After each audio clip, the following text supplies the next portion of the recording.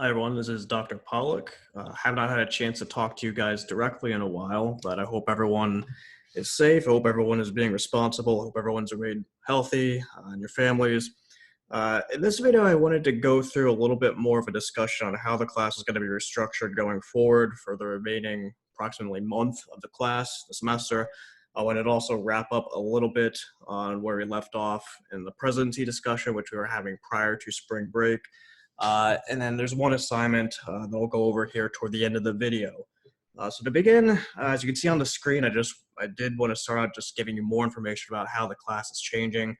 Obviously, this has been a big disruption to the semester, and I've given you some information by email about how the class is going to change. I wanted to continue that discussion here.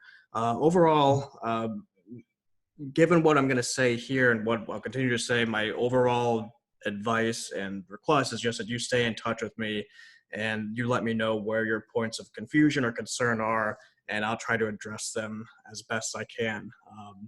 Overall, this is a work in progress for, I think, me and most of the other instructors.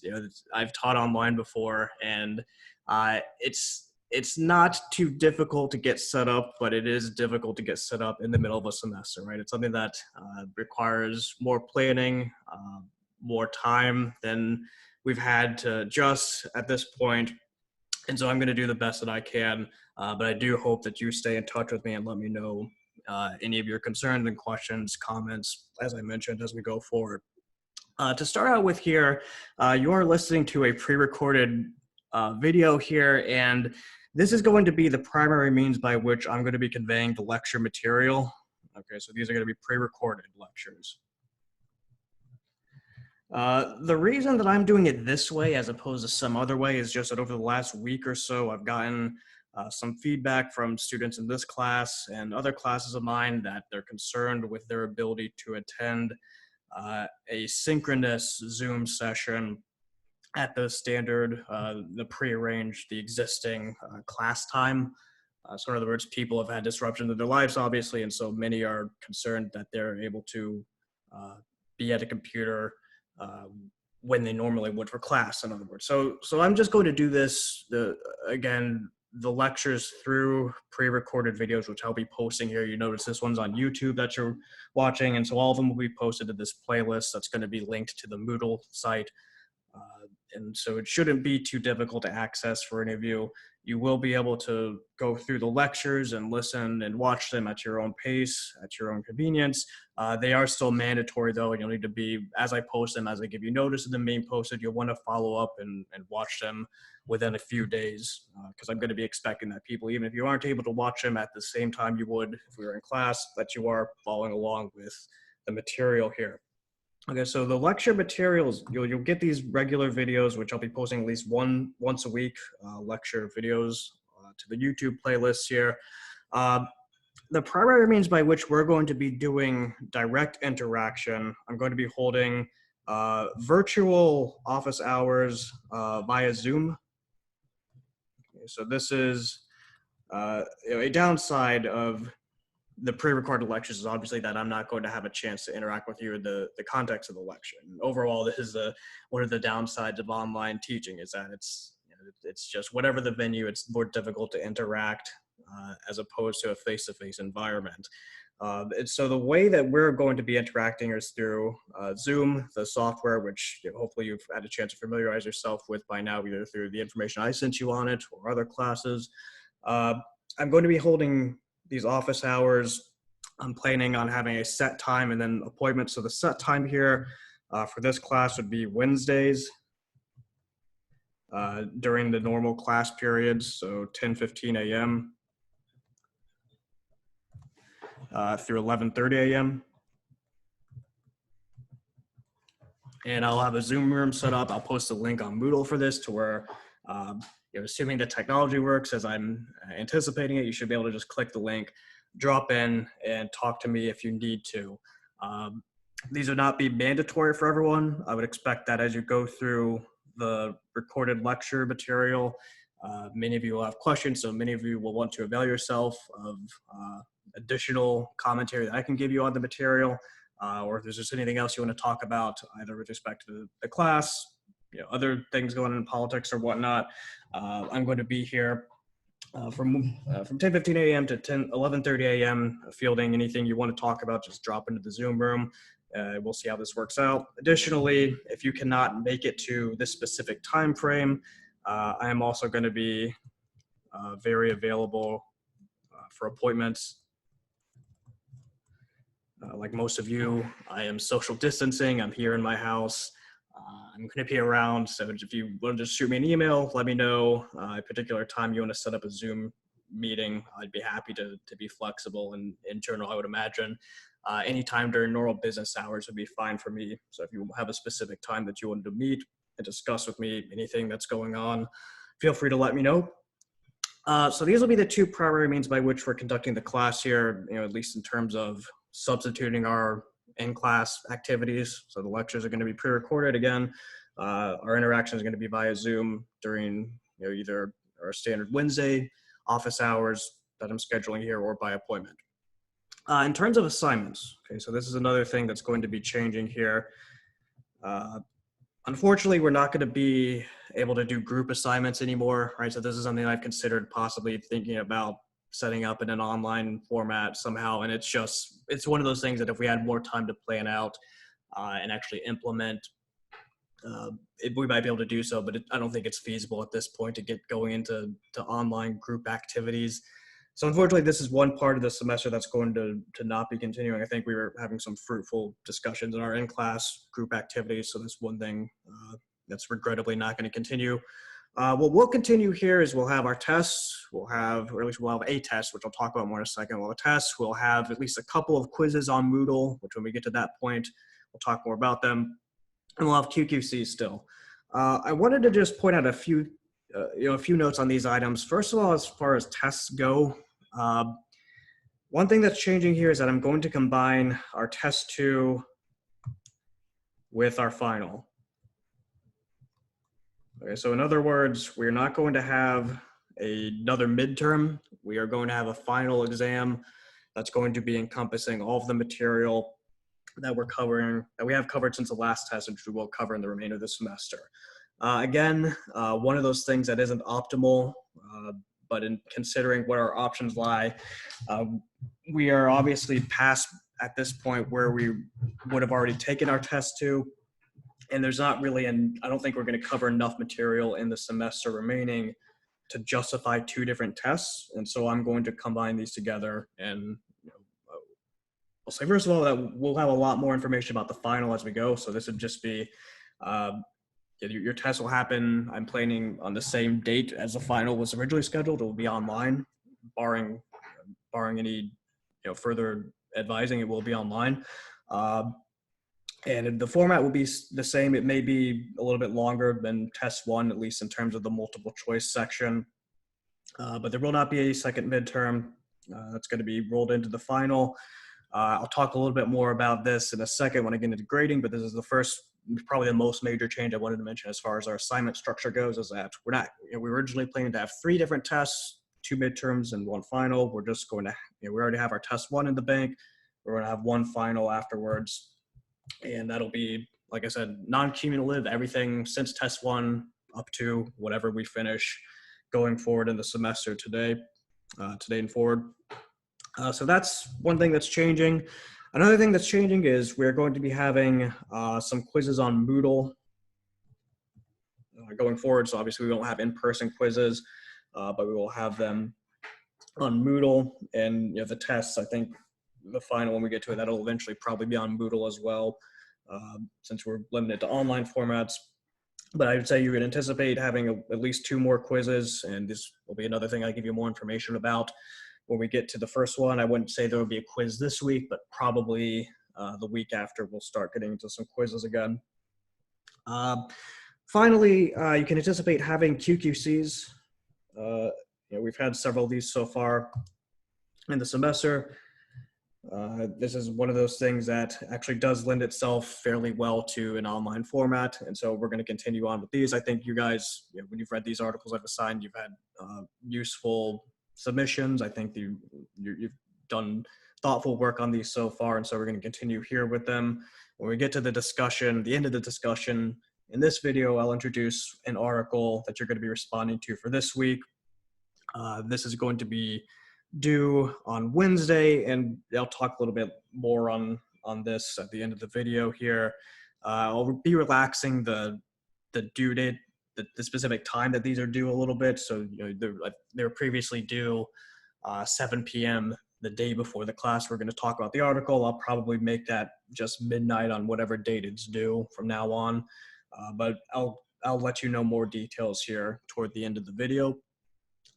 These are the major changes for the assignments. I'm going to, like I said, a lot of this is being made up as we go. So if there's anything else I need to discuss that's changing in terms of our assignment structure, I will do so. But I think those are the main points I wanted to touch on at the moment. Another major point of importance for us, grading. And in terms of the disruption to the semester, this is the component that worries me the most. Worry isn't maybe the best word, but it's maybe the least desirable change we have to make. Philosophically, as an instructor, I like to have the grading criteria set in stone at this beginning of a semester and not have to change it as we go along. I think that's the most fair way to do it. I think that's the most effective way to go about grading. But you can probably anticipate by now in my discussion that some of the grading is going to have to change just based on the way the assignment structures are changing. Again, the most important thing to be aware of in terms of what's changing as far as grading involves this test 2 that's no longer occurring. So you see, I mentioned test 2 is being combined with the final. Likewise, our grading components are being combined here. So the test 2 grade, there's a 20% component on the syllabus, is being combined with the final grade.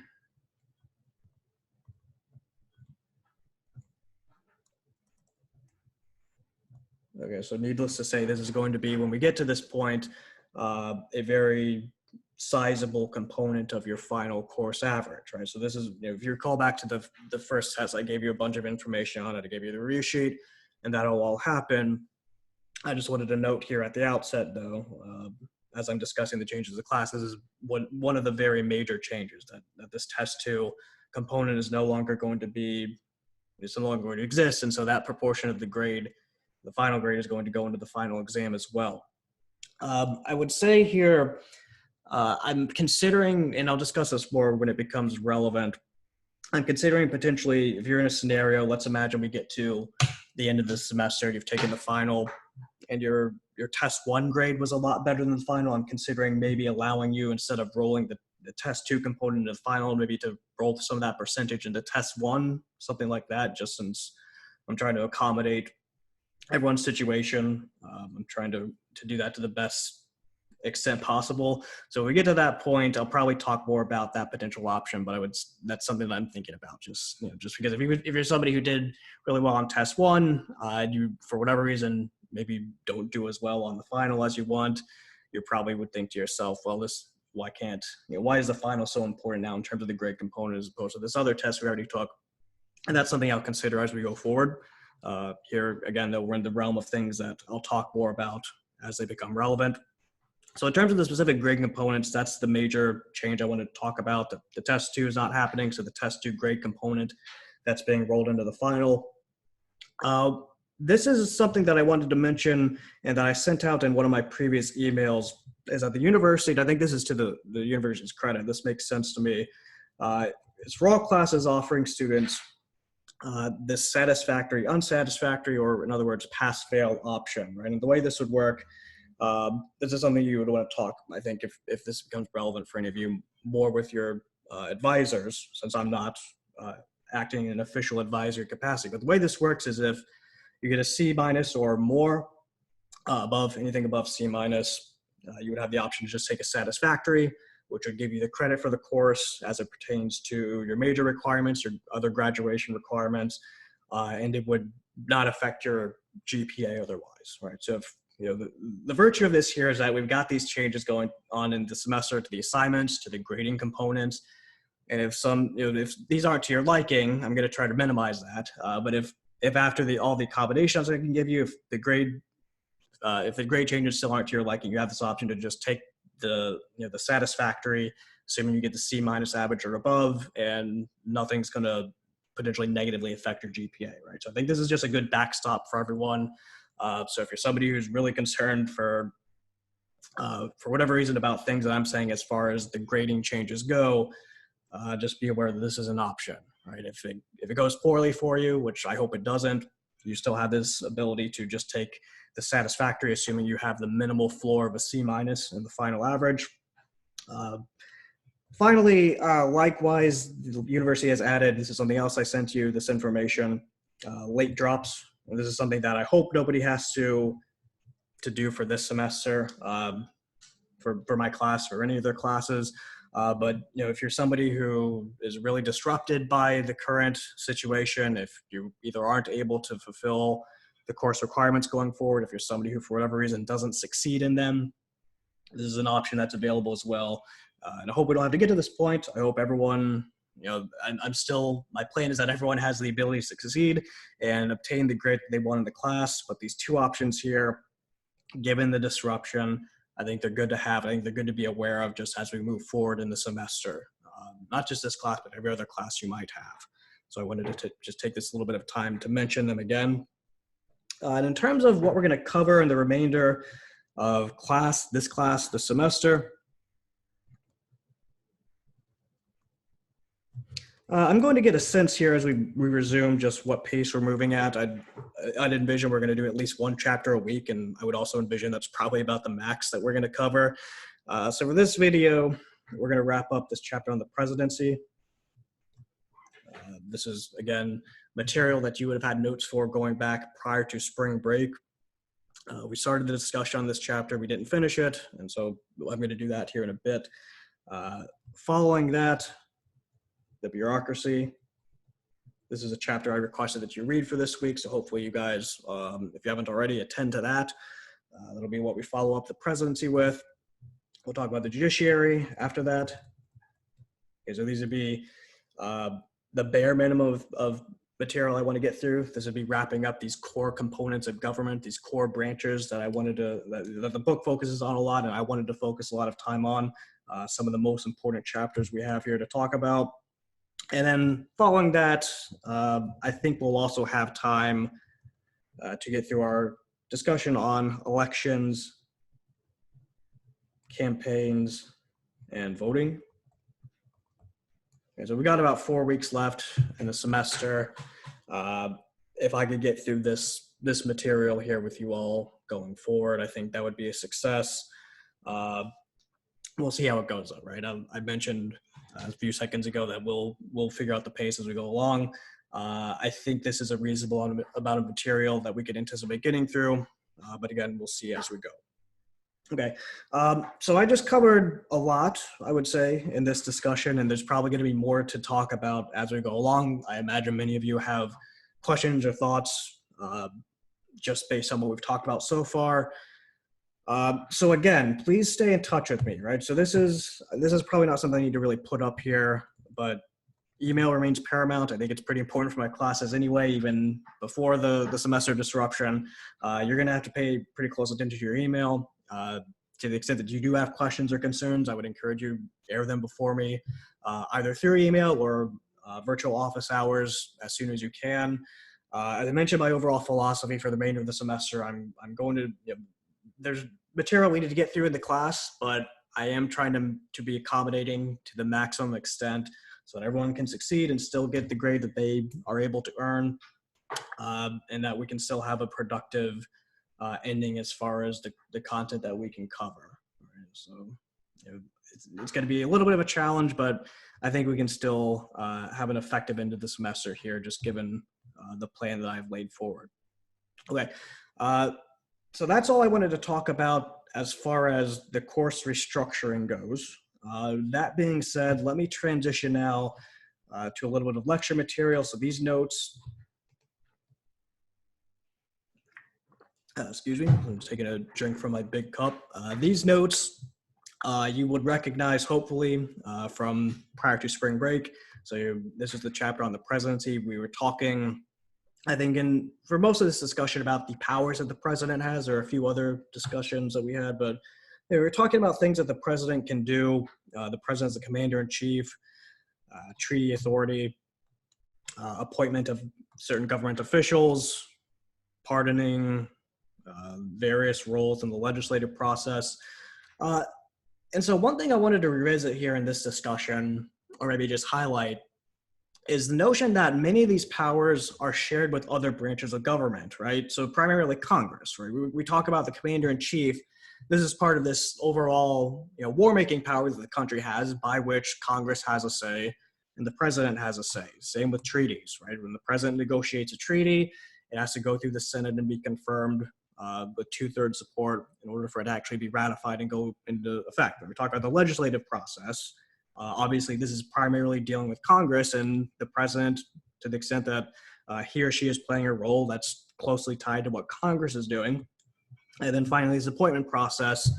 If you follow the Supreme Court appointments that we've had recently, or any other high-profile appointments, it's something to where the president has obviously a major say. The president gets to determine who the person is to go up before Congress, but eventually the Senate has a major role to play in giving the thumbs up or the thumbs down to whoever the nominee is. So far, the short of that is just that so far we've talked largely about powers that the president shares with Congress. What I wanted to wrap up our discussion with here, at least I may come up with other things I want to talk about later in the week and about the presidency and maybe put out additional videos on this, but in terms of this video, the one thing I wanted to wrap up with here are various ways in which the president has the capacity to act in a unilateral fashion. So unilateral, that term meaning, in this context, things that the president can do without any input or check by Congress. Things that the president has the power to do that Congress does not have a say in or don't have, they don't require congressional permission. Right? So this is what we're going to talk about here. So I have this asterisk up here, okay? I'll talk more about that in a second, but here, when we're talking about these unilateral executive authorities, we're gonna put them into two broad bins. I've mentioned these terms before in class, but we haven't talked about them in detail. We'll talk about executive orders. And I'll give you a few synonyms for executive orders as well, but for now, I'll keep it there. We'll also talk about executive agreements.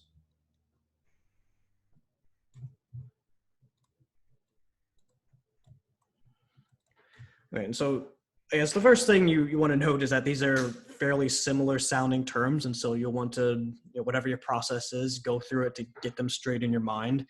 I would say, pertaining to the asterisk here, you note each of these things must be consistent with existing law. Okay, so there's some misconception, I think, in terms of the way people, not in this class or anything, but just in the general public, think about executive orders or other executive power, that the president can just do whatever he or she wants. Right? This isn't really the case, right? Anything that the president does that isn't something that isn't, in this list of things that's explicitly outlined in the Constitution, like that we talked about, right? That outside of these specific formal powers in the Constitution, if the president is doing anything, it really has to be consistent with existing law, right? So there has to be some existing federal statute that's on the books that the president can point to and say, this is my justification. This is the reason my action is legitimate, okay? Oftentimes you'll see that it doesn't necessarily have to be a strong correspondence or a particularly convincing case, but the president does have to point to something and say, okay, I'm issuing this executive order, or I'm executing this executive agreement. Here is the law that gives me that power. Okay, so in other words, if the president wants to do something that's totally against existing law, so the law says X, the president can't do Y. The president is not allowed to do that. Right? The president has to follow with what the law says. And one thing you see though in a lot of laws is that there's a lot of ambiguity, not specificity, but a lot of leeway, a lot of wiggle room for what the president can actually do to interpret the law. And so this is where much of the executive authority comes from. Right? If you recall back to our last QQC, we were talking about this Emergency Powers Act, for instance. Okay? And we talked about the overall spending process, how Congress's lack of specificity in the spending process can oftentimes give the president more of a say in exactly how money is being spent. because Congress gives a law to the president that says you can spend this much money. And we're talking about this example. Congress has $100 billion for transportation. That's going to the executive branch. And so if there's no detail on exactly how this $100 billion is being divvied out, it's left to a department, a bureaucratic entity. We'll talk more about this, a bureaucratic entity to determine exactly how this is going to be spent. So the short of it is just that to the extent that Congress is passing laws that lack areas of specificity, it gives the president the power to fill in the blanks. It gives the president the power to make the case that what he or she is doing is consistent with existing law. Okay, but overall, let's talk a little bit more about these terms. Right? So executive order, as I said, there are a few synonyms. So when you hear the term executive order, I don't think we need to get into the specific minutia here, but if you hear something like executive memoranda, for example, or an executive proclamation, that's another term that's sometimes used. For our purposes, we can think of these as the same, right? So there are slight differences that are largely technical in nature rather than substantive, but for our case, if you hear these, I'll be using the term executive order throughout the semester, throughout this discussion this semester, but if you hear these in the news, Donald Trump issued an executive memoranda or proclamation, we're talking about the same sort of thing. When you hear these terms, we're for the most part talking about domestic policy. So this is one association you want to make, okay? An executive order is usually issued with the intent of influencing or changing some area of domestic policy. So when we talk about domestic policy, things that are happening within the borders of the United States, if you're not familiar with that term. Domestic policy means things happening within the United States. Okay, we'll talk a little bit in a second about executive agreements, which deal with foreign policy, things that happen outside the United States. We're talking about executive order, it's something that's happening inside the country, right? And I'll give you some examples here going forward.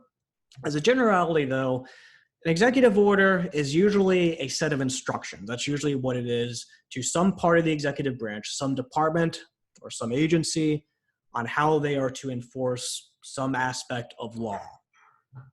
So we'll give you the definition here.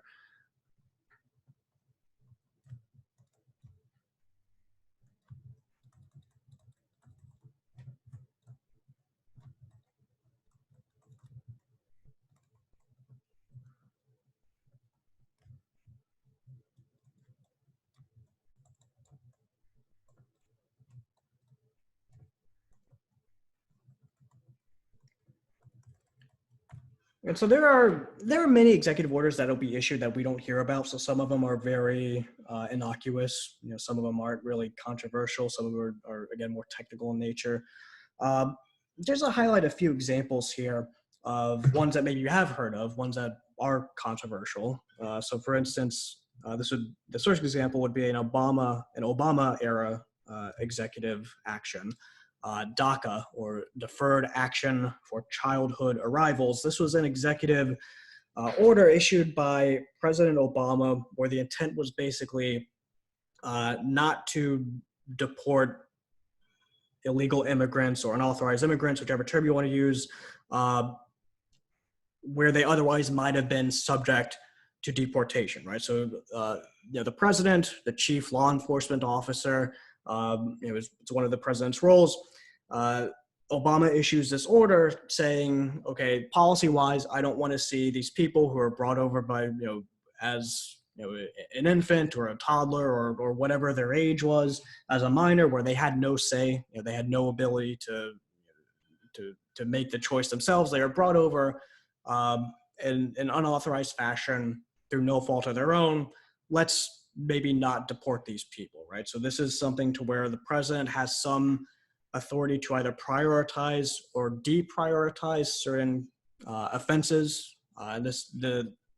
There is more going on in this order than this, but the most important provision was just that the Obama administration was no longer to prosecute these immigrants who had come over in an unauthorized manner as minors. So these would have to be people who were in otherwise good standing with the law. You couldn't be criminals or whatnot to be eligible for this. But this is something to where if you're somebody who favors a more liberal immigration policy, you're probably in favor of this. If you're somebody who favors a more conservative or I don't know what term you want to use, a more restrictive immigration policy, for those who were either came over or brought over in an unauthorized fashion, this is probably something that you didn't agree with, right? So this is something that went through a lot of different court cases. It's still actually going on. The Supreme Court has a case in front of them where it's eventually going to determine the constitutionality. Actually, we'll talk a little bit more about this of Donald Trump's rescinding this executive order. So it's something that still has a legal battle being hashed out. More recently here, this would be a Trump order, a Trump executive order. We talked a little bit before spring break about the border emergency declaration. Okay, so you're staying in this realm of immigration policy. Donald Trump, somebody who quite clearly favors a more restrictive immigration policy than the former president, Barack Obama, before him. And so one of his major policy goals has been to construct a wall along the southern border, at least portions of the southern border. And if you're, many of you, I guess, would have been following this. This is not something that's very distant history. This is something that happened just in 2019. So Donald Trump, he's fighting with Congress to get this money, doesn't succeed in securing it through typical appropriations. And so in order to get the money to construct the border wall, he declares this emergency through this Emergency Powers Act.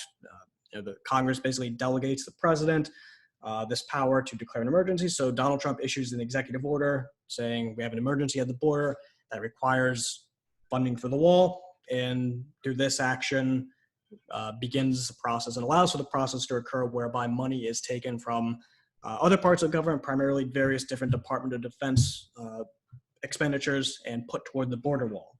Okay, so these are both what I would characterize as controversial executive orders, right? So not necessarily not controversial in a negative way or pejorative way, but just orders that the different sides have disagreements on, right? So where one, DACA made in order to sort of liberalize or make more free our immigration policies, the border wall to make them in a physical manner more restrictive, right? So different ways in which the president can unilaterally, without any need for congressional approval, actually go and change policy. So both of these, the border emergency, I mentioned the legal situation with DACA, the border emergency declaration is also something that's working through legal challenges. So one thing that's worth highlighting, I guess, based on both of these examples is that the court often has a very big role here in actually determining whether or not a particular executive action is consistent with existing law, right? So here's,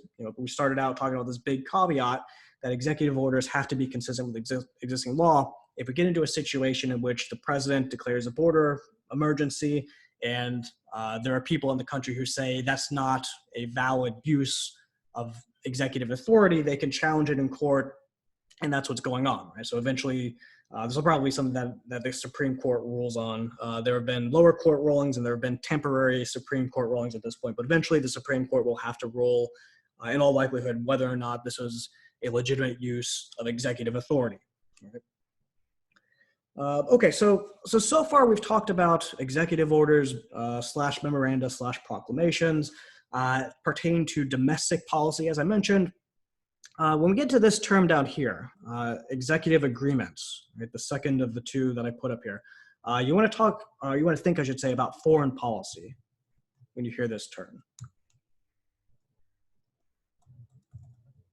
Okay, so we talked about the treaty process, right, to where the takeaway from that was that it's very difficult to actually succeed in getting a treaty done, right? It's, you have to negotiate a treaty as the president, and then you have to present it to the Senate, and you've got to get 2/3 of senators on board in order to actually ratify the treaty.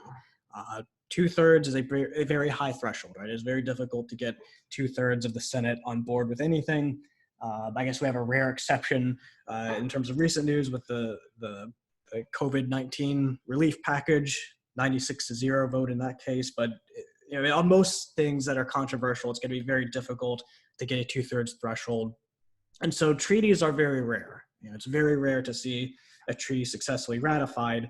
And so what's become the primary means by which the president directs foreign policy is through executive agreements. Okay, so these would be the term is kind of descriptive here. It's an agreement between the president, the chief executive of the United States, and some executive in a foreign government to do something. Okay, so these would have to be, here we're in the realm still of things that are consistent with existing law, things that the president actually has the power to do. One example here, again, in the realm of things you probably have heard of, things that have been controversial. Here again, getting into Obama era executive actions, the Iranian nuclear deal. And this would be a 2015 executive agreement between the United States and the government of the Islamic Republic of Iran. The goal here from it's involving the United States, several other countries and Iran, so it's not just the United States, it's a sort of multi-party agreement. But the point of it was just that you have various countries, including the United States, which have interest in ensuring that the Iranian government does not pursue or obtain nuclear arms. If you were the Obama administration, this was their way to prevent that from happening. So various things happen as part of this agreement. From our end, we relaxed certain sanctions on Iran. We had, for instance, various trade sanctions. We had various financial assets in the United States, which were locked down, which we released to, I think it was in the neighborhood of $150 billion, something like that, that we had, in Iranian assets that we have locked down. We removed the restrictions on those to where Iran could reaccess all this funding. From their end, they did things like reduce the amount of enrichment, uranium enrichment. They reduced the degree to which the uranium was being enriched. So, not to get into this discussion, but you enrich uranium to a certain extent, and that gives you fuel for a power plant. If you wanted fuel for a bomb, you have to keep enriching it a lot more. So in other words, they were agreeing not to go fully to the weaponized enrichment state. Not to get into all the details, but just the point was that the two sides came to this agreement. This is not something that had to be ratified by the Senate. Some people would say this resembles a treaty and maybe should have been, but in practice, it's not something that had to be ratified by the Senate. The Republicans in 2015, as they do now, they had control of the Senate, and so the Republicans were not really favorable to this particular agreement. And so this is not something that would have had any chance of being ratified as a treaty. So the fact that it's ratified, the fact that it's executed through this unilateral step, the executive agreement, that's the only reason that this change of foreign policy was able to be made by the Obama administration. A more recent example, this is something that happened recently in terms of the trade negotiations between Trump and China. You hear about, I believe it's phase 1 U.S.-Chinese trade agreement.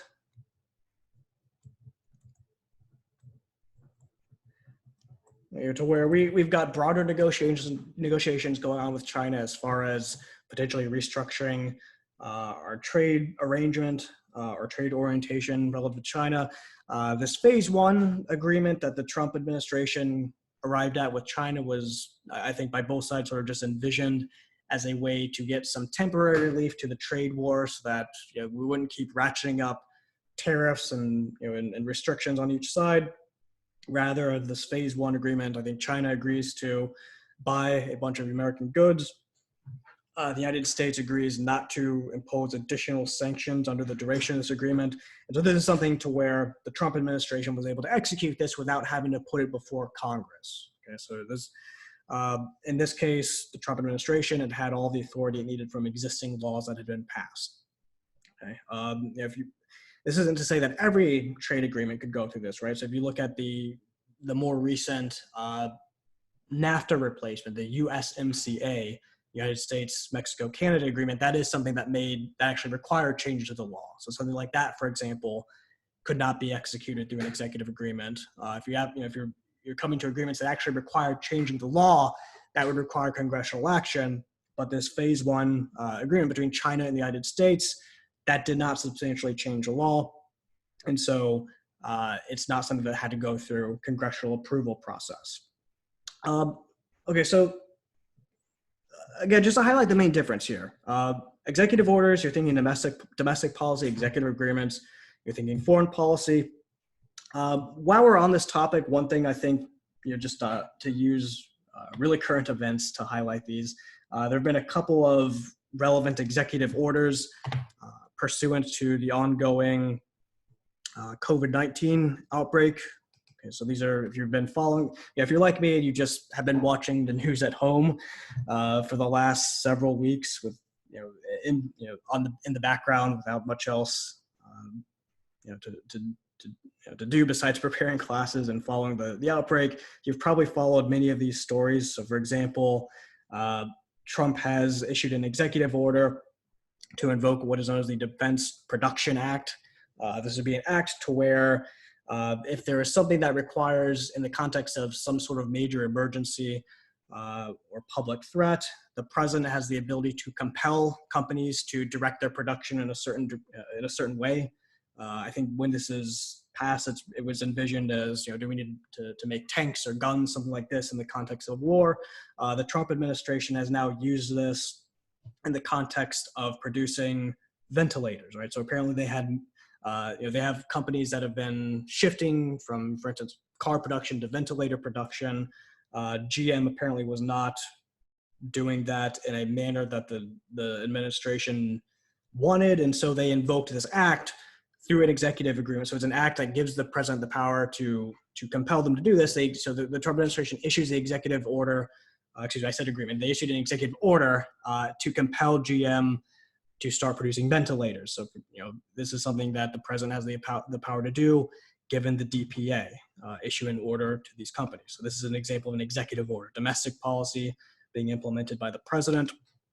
Here's another example to where Trump issued an executive order to potentially bring those, somebody who is a retired service person involved in a medical field or something that's relevant to the outbreak.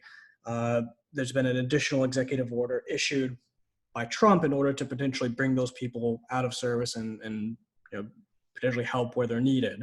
I'm not sure exactly. I don't think this has been something that's actually been needed yet or actually executed, right? I don't think anyone's being compelled out of retirement back into medical service or anything like that. We're talking about veterans in this case, those who have retired from the military, who have some medical background, who could potentially be drawn back into service. But this is an option that the president has issued an executive order to say, we have this option, and if we need to, we'll do this. And so here, again, just two different ways in which the ongoing COVID-19 outbreak has resulted in certain unilateral executive actions. And finally, the last thing I wanted to mention here, pursuant to the COVID-19 outbreak as well, I guess, there's a lot to talk about politically here, which is interesting that's going on. You've maybe heard about, I guess, just to go back briefly to my articles, this would be an article on the coronavirus stimulus package that was just passed. This would be something that probably most of you have heard about at this point. Some of you may be beneficiaries of in a few weeks when the checks start going out. This is the largest stimulus package ever passed by the Congress and signed by the president. This is, I think, a good linkage to where we're going to transition with our next lecture and our discussion of the bureaucracy. Right. So here, I'll get back to this in a second. You'll be writing a QQC on this article, but just to set it up a little bit. We talked about here in terms of how the funding process in government works, right? I gave you this example. Congress passes transportation money, maybe $100 billion that would go to the relevant department, in this case, the Department of Transportation. They would be issuing it to specific projects, bridges, roads, rails, etc. What the article that you're going to read is going to talk about, and what this stimulus package is doing here, just to recast our example a little bit. Okay, we're not talking about 100 billion, we're talking about 500 billion, for example, in one particular part of this package. So $500 billion for corporate loans.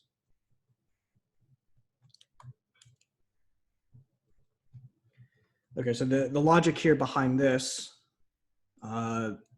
Congress recognizes that there are a lot of big companies which are being very negatively affected by the current coronavirus outbreak. They decided that they want to prop up these companies so that these would be people who employed, probably millions of workers, not, collectively, I mean, millions of people being employed by them.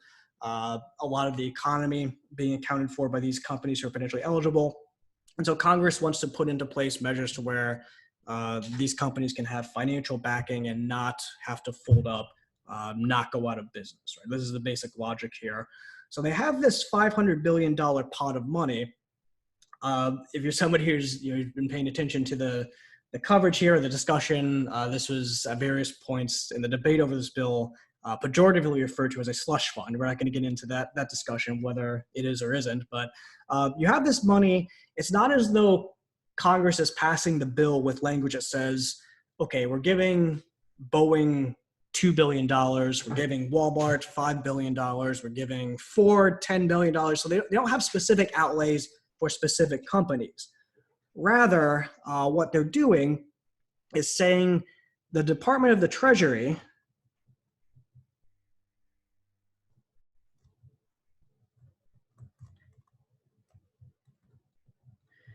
they are authorized, they are able to give $500 billion in loans to this company. So it's actually the executive branch that's going to be that's actually, as the term implies, it's going to be executing this law. Okay, so this is a very large example in terms of dollar amount of the way the government works, but this is how it works in a lot of other contexts. Congress passes some bill with more or less vague parameters. It'll give money or some authority to the executive branch, and then the executive branch determines what the specifics are going to be, right? So, for example, I don't know, we might see, $10 billion for Delta Airlines, okay, something like that. Okay, we might see $15 billion. I'm thinking of examples off the top of my head. I don't know, $15 billion for Cheesecake Factory. That's somebody who's been in the news as potentially going out of business. They probably won't get this amount of money, but yeah, it'll actually be up to the Treasury. We'll maybe say, instead of billion, in this case, million. It'll be up to the Treasury to determine exactly who is going to receive these loans and how much money they're going to get. Okay. And so this is something, when you followed the debate over this, there were concerns over what the oversight would be, who would actually be making these decisions in the Department of the Treasury, and how do we verify that they're being done in a just and a fair way. So they actually put into place in this bill different provisions about, you read in the article, an inspector general here to monitor it, other oversight components to this bill to ensure that the executive branch is spending this $500 billion, or loaning, I should say, in this $500 billion in a responsible manner. And so this is going to be the QQC you're going to be, the article you're going to be writing the QQC on. It's going to be talking about this process. When we get into the next chapter, the bureaucracy, which is a chapter you should either have read by now or will read in short order, it's talking about this side of things, right? So what's happening here, this is what we're talking about, the bureaucracy. Okay, so the largest bureaucratic entities are these major departments: the Department of Treasury, Department of Transportation, Department of Health and Human Services is a relevant one. These are the entities within the executive branch, right? So when we talk about the bureaucracy, they are part of the executive branch that are doing the specific execution of the laws, right? So it's not going to be Donald Trump sitting in the Oval Office and literally saying, okay, here's how much money this company is getting in a loan, here's how much money this other company is. It'll be happening in the Department of the Treasury. This is, it's worth noting, the linkage here between the executive branch and the bureaucracy is that the president is overseeing all of these bureaucratic entities, right? So the president gets to determine who fills the positions, at least the leadership positions. So the Department of the Treasury, Steve Mnuchin is our Treasury Secretary. That's somebody appointed by Trump. So presumably, I don't think they're going to be in a direct correspondence between either what Trump wants or Mnuchin wants. There'll probably be, in other words, deputies or others determining the exact details here. But the point being just that the president is the person at the top of the command structure here, right? The president oversees the bureaucracy. It's part of the executive branch. This is a chapter we're going to transition to. I think this bill here in the discussion in the article is going to be a good QQC discussion, not this article, but this article. I will post the link to the article. I will post the QQC submission link on Moodle in the standard location. And so if you recall, the way these work, it shouldn't be anything too surprising for you or too difficult for you to do. I'll probably email some more specific instructions as far as the due date. The due date will actually be Wednesday, April the 1st, but I'll probably allow you to submit up until midnight rather than our standard 7 p.m. Our 7 p.m. deadline, which is what we were using up until the semester. And since we're no longer meeting physically, it's not really needed to have that sort of specific deadline. But anyway, for right now, the things you want to be aware of, read the bureaucracy chapter if you have not read it so far. Read this article and respond to the QQC. And I will give you more information as it's needed. Let me know if anything about the material or anything about the course restructuring that I've talked about in this video. If you have any questions or concerns. Otherwise, I'll let you know by email when the next video is available. Stay safe, everyone. Stay responsible, and I'll see you guys next time.